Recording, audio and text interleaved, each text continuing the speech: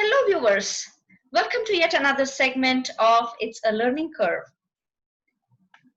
In the last segment, we saw Mr. John Currie shared a lot of important information and his knowledge on lean startup methodology, and I'm sure it was very helpful for you while you are trying to set up your business and trying to take a right track. What would be the second element in making your business successful? As he had mentioned in his last episode, that it is important to first get the customers before trying to raise capital in the company. And today, Mr. John, with his incredible experience, is going to guide us on how to acquire customers. He's going to have a short presentation for all of us, which will help us clarify a lot of caveats and tactics in acquiring customers.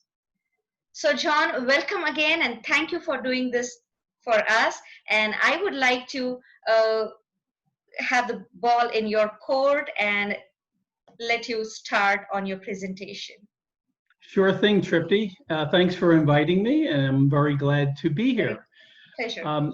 Last week, I talked about lean startup methodology and the critical importance of acquiring customers. So as VP of Sales and Marketing for Trupti Technologies, I've tried to put together some tried and true concepts, whether you're working on your first startup or your 10th startup or you're a 30-year sales and marketing expert. These are some of the very basics that you would need to know. Right. So why don't I just kind of walk through, share screen here.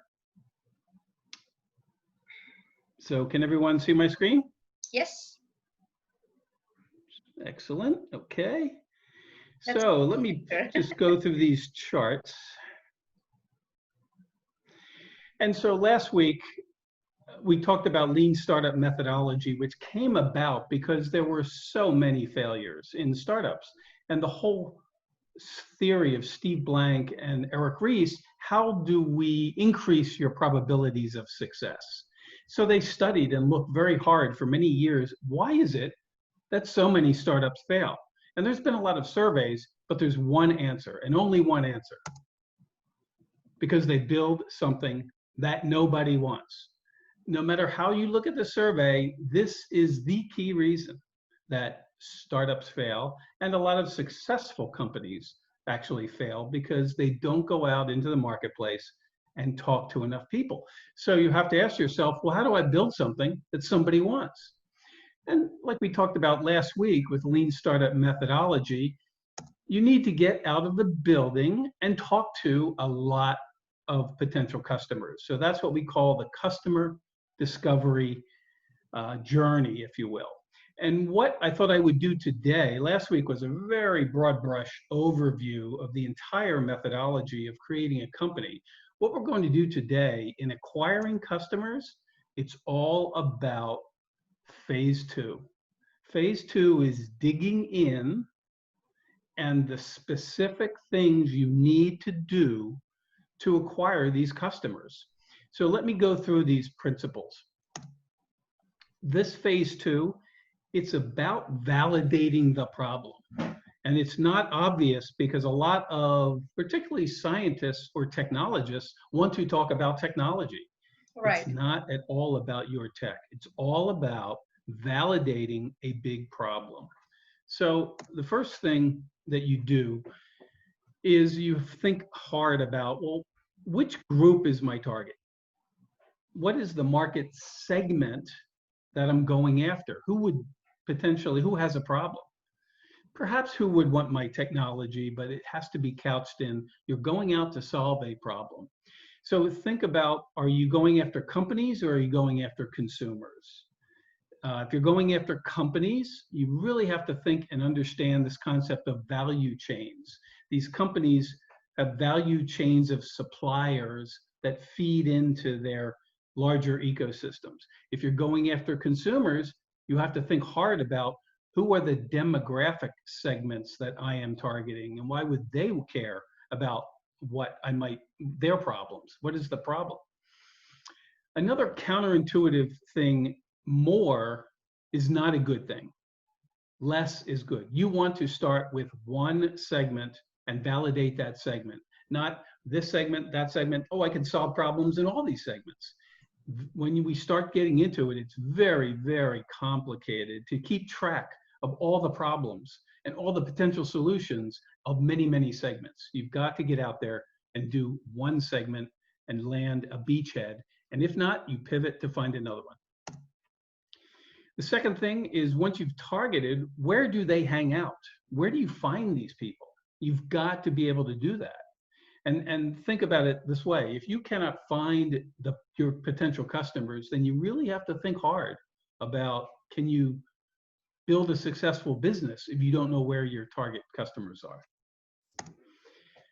Another thing, particularly if you're in a company, if you're targeting companies, there are very, very many titles or roles. So the question is, which role is your ideal target? Everybody says, oh, let's go in and talk to the CEO. Well, that's just not the way it works. You have many executives that have buyers and budgets, and you have to know and understand which executive is my target, what are their pain points, and how do I go after them repeatably. Okay, now that we've done a lot of planning and research, it's now time to write your script. You cannot go out and wing it. You have to know what you're going to say when you get in front of these important people, because you've got to make an impression. It could be as simple as, and the outcome, the desired outcome, what is your biggest problem? That really is all you're trying to do. I've seen a lot of people overcomplicate it with writing 25 questions. This is not 25 questions. This is, what is your biggest problem? And drilling in to why and more whys, and tell me more about that, and explain this to me and tell me why again. That's really how you, and this script, there are subtleties in building it. It's another whole area, but you definitely want to think through your script of interviewing. And then you have to go get the interviews. And everybody says, well, how many? And the answer is a lot of them, a lot. Anywhere from, at a minimum, 25 to probably 100 to 200, just to get started. And finally, once you're doing the interviews, it's an incredible learning curve. You learn, you adjust, and you refine that script. It gets better and better. You learn more, you learn about your problems, and you go back through that entire cycle at the right point to validate, are we solving a big problem?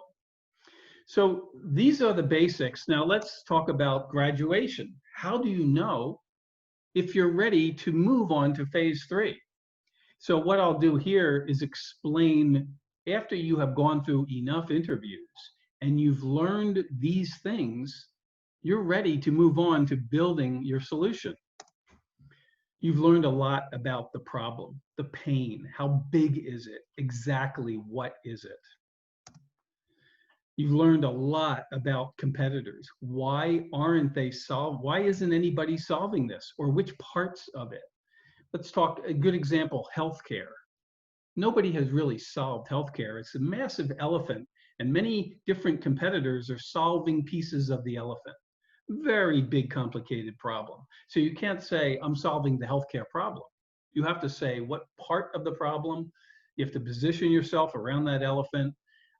And you really have to understand the entire elephant if you're solving the healthcare problem. Again, why hasn't someone done this? If it's a big enough problem, why isn't it a solution out there? Again, part of the script and part of the outcomes. How much are you willing to pay for this solution? So very, very critical interview question, what they've tried and what their budget is. You've also learned, because you've gone into many different executives or consumers, who is your ideal? Which person really has that pain? And over again, you validated, that's my person. That's our best target. And finally, I now know what to go build so that I can come back to you in a couple of months or in a couple of weeks or in a couple of days and run my idea by you. That's how you close the interview from a problem, is say, if I build this, can I come back and show it to you? And that's how you start the customer development journey, the customer discovery journey. So I guess with that, I open it up to any questions. I don't know how much Yes, time is left. I think I have one or maybe two questions. Sure. So when you go ahead and set up an interview with the customer, and until you set up the interview, you don't know what their problems actually are, and they do not know our capability to customize our product, to pivot our technology. So how do we gain that trust? How do we gain that faith from the customers so that the customer is willing to come back to us and work with us, or see what improvements we have done for with our technology for suiting their requirements? Great question. Let me go back to this. How do we get the interview? This is your question is a very good one, because it's very common. Because as technologists, we have to assume we're solving a problem. So the way you get the interview is you start with the assumptive problem. We are solving the problem of. And we want to talk to you about if you are having that problem, and would you share your views on it? And then and this is all done via email, pretty much, if you're dealing with executives. And you essentially lay out that opening script when you're in front of the executive. We're solving the problem of certain very complex chemical processes. We are world leaders in catalysis, but I don't want to talk about any technology. I want to talk about the problems of these complex hydrogenations. Can you share your perspective of that? How big is the problem, and in your day-to-day world, and try to get them to open up about that area and talk about it. So getting the interview is through an email that, I don't want to say bait and switch, but you get the interview because they look at your profile, they see you're a respected technologist, and then you have to say, I do not want to talk about technology, I want to talk about problems. And they have to agree to that. So this getting the interview is a very delicate dance. It's and a very one that takes a strategic, lot of practice right? to execute properly, because it is the key. If you don't know the big problems, you'll never get off the ground. You really do have to solve big problems and develop a solution that addresses a problem. Cool. Does that make sense? Right. Yeah, absolutely. Thank you very much for giving more details on how that should be done. My second question would be, now that we have cracked the interview with the customer and we know we can offer what they're looking for, however, being a small company, we are limited on infrastructure, limited on budget. So how do we make them pay us for getting what they want? Great question. So now I'm going to go back to what we're talking about is in doing the questions in phase 2 of what competitors have not been able to do, what the definition of a problem and solution looks like, and why no one has done it. You start to get the key requirements of phase 3. Phase 3 is the unique solution that doesn't exist. So as you build on paper this phase 3, all you're really doing is craft, I'm going to say as minimal as crafting a very elegant brochure that you could build for a certain amount of money at a specific amount of time and money. And getting that very clear in your head, and then running back in to have a phase 3 meeting, which is called a solution interview. And the solution interview is much more like what I would call a classic sales call, where you're going in to say, last time we talked about a problem. I'm here to present a solution I think you're going to like. And you start laying out the technology features Mm-hmm. and the solution and getting feedback on each and every point, and the price and how they are going to buy it and when they're going to see it, and basically handling every objection to the brochure. It's all in your brochure or your proposal. And so that's how, and so that person will say, you can really build it for this much money and you can get it to me at that time frame. And they test, and usually they come back and say things like, well, I may have misspoke, or I'm not willing to pay that much money, or, you're really testing what this feature set looks like and how much are they really willing to pay for this, and do all these features have to be in version 1. And so this is what phase 3 is, what we're calling the minimum MVP, the minimum viable product that they will write a check to you to get. That's what you're looking for, is and the MVP in its early days has multiple versions. Different people are willing to pay different things. So we're not yet repeatable. We don't yet have a repeatable solution. And that's what we're going for. Where phase 4, we hopefully have talked to enough customers. We've gotten enough orders from MVP orders, Mm-hmm. in that, okay, we're getting out of the gates now. We may not be a super successful business, but we've done the math that we can build something, deliver something, take some money, and start operating. Excellent. Yeah, got it. Yeah.